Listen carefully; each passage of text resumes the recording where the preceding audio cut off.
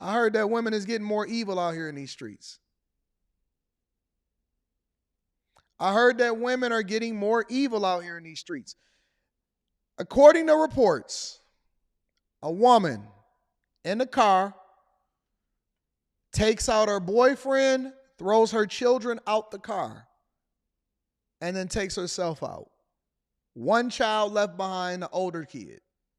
You can't make this stuff up. When I told y'all today that it was going to be a difficult show and we was going to have to go ahead and preface it by saying graphic, all of that stuff. See for yourself, bro. Triple murder. Mother killed the boyfriend, pushed the daughter onto the freeway, and then that was it for her. Man, I'm telling you, bro, these women is crazy. Check it out. We're learning new details about a murder-suicide that left 3 people dead, including an 8-month-old baby. The family tragedy unfolding on Monday on 3 separate locations. Now we're seeing how the events unfolded hour by hour. It all started in Woodland Hills at 3:40 in the morning. The LAPD says the suspect, Danielle Johnson, got into an argument with her partner, Jalen Cheney, stabbing him to death. The mother then fled the scene with her 2 children. 50 minutes later, 4:30 a.m., Johnson was driving on the 405 freeway in Westchester when police say the girls were thrown out of the vehicle. If this bothers you, go ahead, take a minute. Go ahead, take a minute. I know it's a lot. I know that devils and demons is out here running around doing some insane stuff. Get into an argument with her boyfriend. Stab them up, jump on the freeway, take the daughters, throw them out the window on the freeway.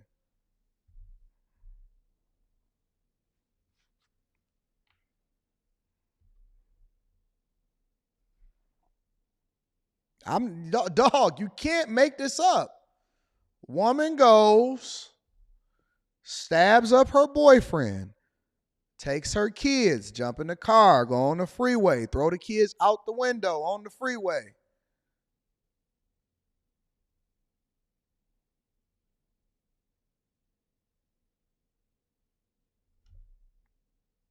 The baby was hit by a car and killed. Half an hour later at 5 in the morning, Johnson was speeding in the city of Redondo Beach. She crashed into a tree and died.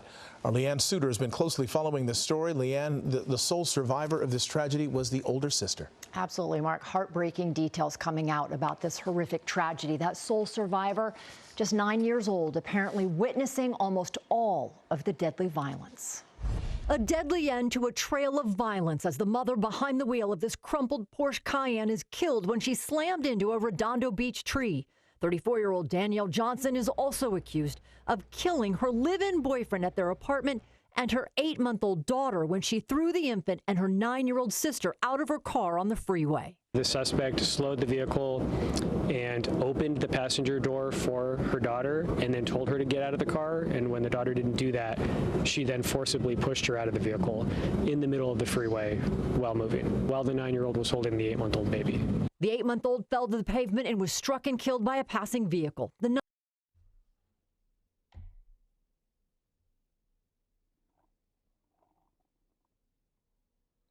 Y'all ready to throw this whole world away or no? We there yet? Have we gotten to the point?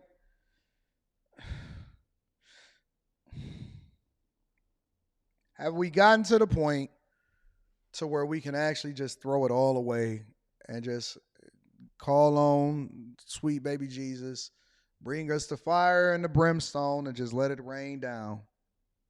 Just let it rain on down. Just go ahead and take it all out. Take it away, throw it away. Start just we not worthy. We genuinely is just not worthy of even being on this earth.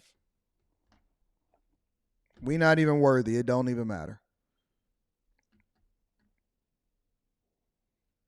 A 9-year-old holding an 8-month-old baby, pushed him out onto the freeway. Baby falls, get hit and ran over by another car. Now imagine a person that hit the baby and run over the baby with the car.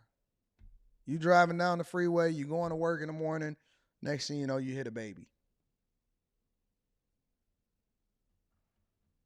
Come on, send the fire and brimstone, bro. 9-year-old managed to make it to the shoulder with moderate injuries. A horrific ending to deadly violence that began hours earlier for the sole survivor. Eyewitness News has learned the 9-year-old witnessed her mother stab her live-in boyfriend, 29-year-old Jalen Cheney, to death in their Woodland Hills apartment. That little girl obviously saw more than she ever should have seen in any life yesterday. So I just hope someone's taking care of her because she's going to need it.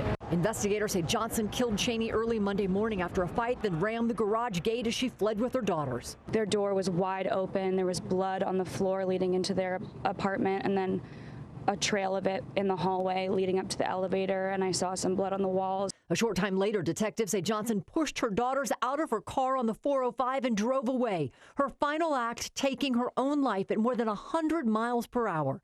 Detectives now piecing together the trail of violence and searching for a motive. Given that the only witness we really have to this crime now is a 9-year-old girl, there's just very little information we have other than there was a verbal altercation that turned violent and it ended in tragedy. The 9-year-old now in the care of the Department of Children's Services. Her father lives out of state. It's unclear if Cheney was the father of the 8-month-old who died. So she was a baby mama.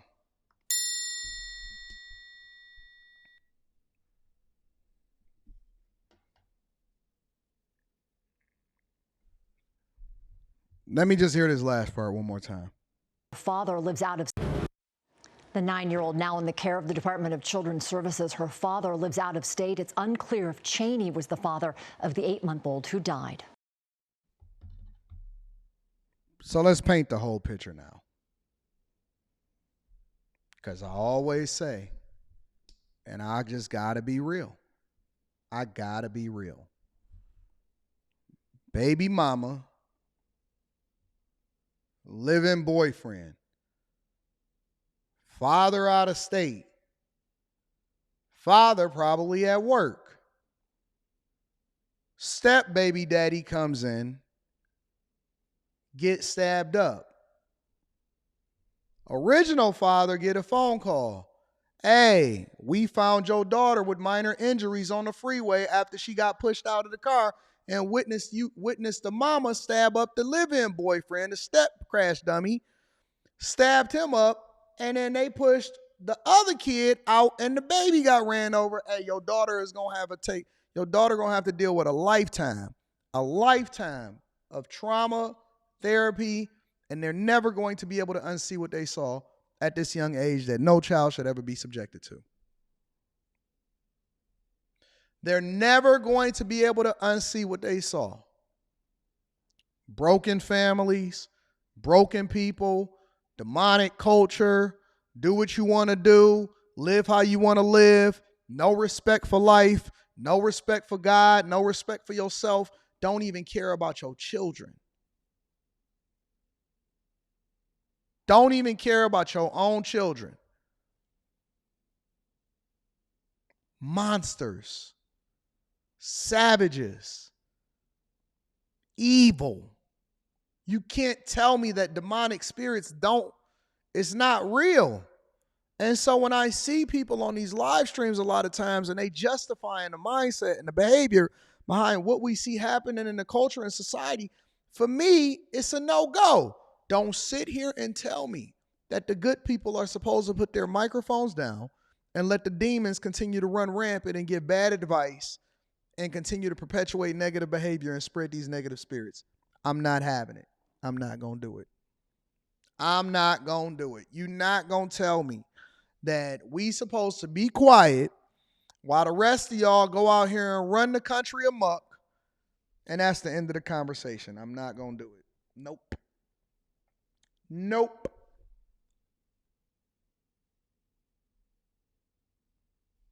Savages everywhere. Monsters everywhere. People taking over the culture and continuing to do the worst things to their own people and their own children. You don't even respect yourself. It's horrible. It's an absolute horrible tragedy. And it's funny because I had another clip that I was going to play with this, but I decided that I don't want to because it's already bad enough. And we've already had enough of this nonsense already today. And how much more can we take? How much more can we take? How much more are we supposed to subject ourselves to?